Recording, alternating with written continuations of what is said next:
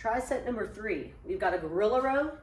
Standard way to do these is with a pair of kettlebells, but if you don't have a pair of kettlebells, you can use a pair of dumbbells. I will say, and you'll see this here in a second, you can see how the kettlebells are taller than the height of the dumbbell on the floor.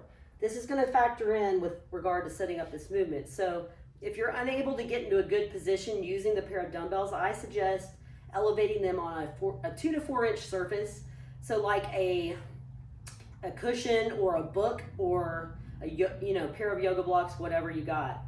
So for the gorilla row, what we want to do is have the feet wide. The kettlebells are going to be between your feet. Really important there.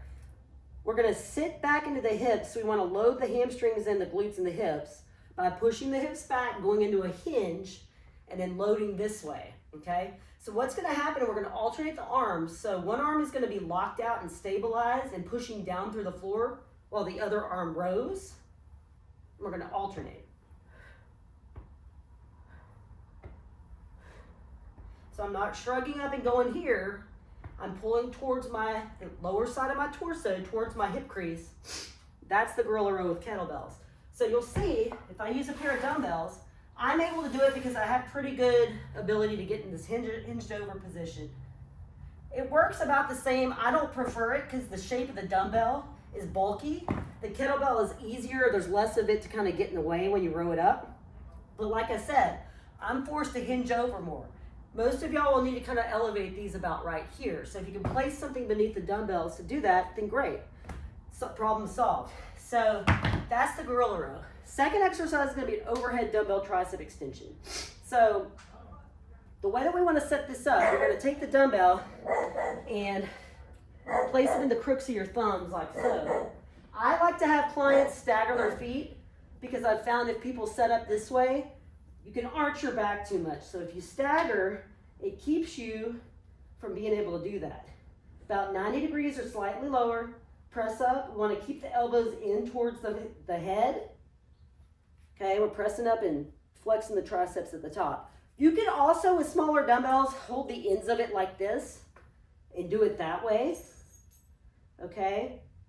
And then you could also take a kettlebell and hold it by the horns. Okay, upside down, and use it that way too. So we got options as far as what you can do with that exercise. So that's the tricep extension, going overhead with it. And then for the third and final movement, I'm drawing a blank. I literally said it. Oh, okay. Of course I forgot it. Curtsy lunges, because we love to hate this exercise. Curtsy lunges are going to hit the legs, glutes, and hips, but in a different way. I like this variation because it also provides a nice little stretch in the lateral hip. So y'all are going to be alternating legs on these. So main important thing here is you're going to be taking a drop step. So when you do that, we don't want to let the belly button rotate with the leg. So you want to think about your belly button facing straight ahead the entire time.